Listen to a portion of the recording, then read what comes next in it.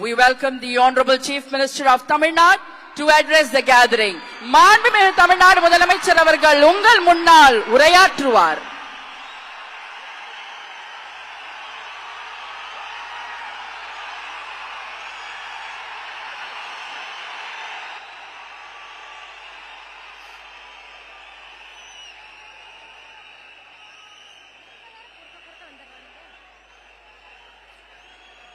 என் நெஞ்சில் குடியிருக்கும்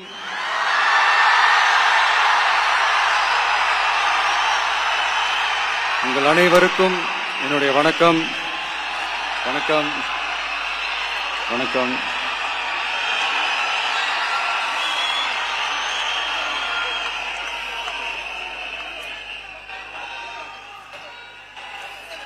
என்ன சொல்றது, எப்படி ஆரம்பிக்கிறதுன்னு தெரியல.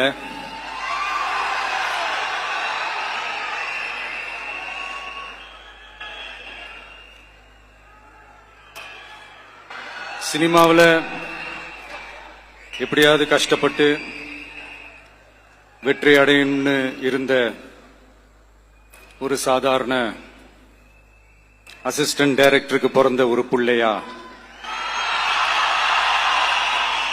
எனக்கும் வாழ்க்கையில வறுமைனா என்னன்னு எனக்கு நல்லாவே தெரியும். பசினா என்னன்னு எனக்கு நல்லாவே தெரியும். நான் ஒன்னும் பெரிய மன்னர் பரம்பரையிலிருந்துலாம் வந்துடல. உங்களை மாதிரிதான், உங்கள ஒருத்த மாதிரிதான், உங்க குடும்பத்துல ஒருத்த மாதிரிதான், உங்க புள்ள மாதிரிதான், உங்க மகன் மாதிரிதான், உங்க அண்ணன் மாதிரிதான், உங்க தம்பி மாதிரிதான்.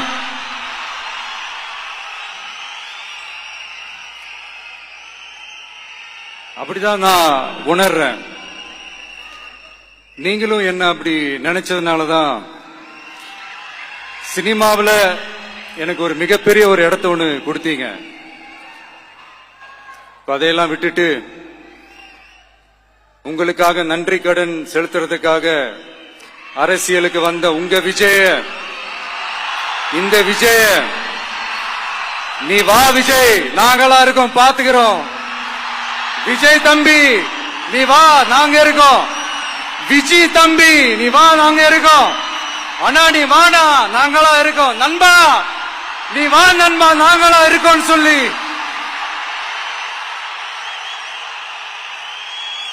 அவ்வளவு அன்பா, அவ்வளவு உறவா என்ன ஏத்துக்கிட்டீங்க. இந்த நேரத்தில் இதை நான் சொல்லணும்.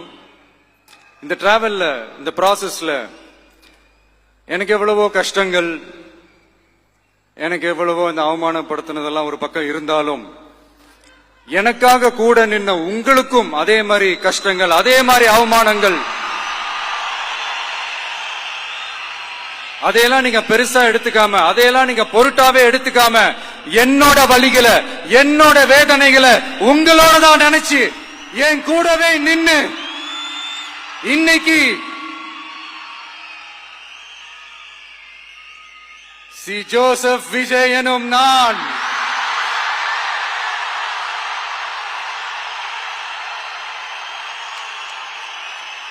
அத உண்மையாக்கி இருக்கிறீங்க.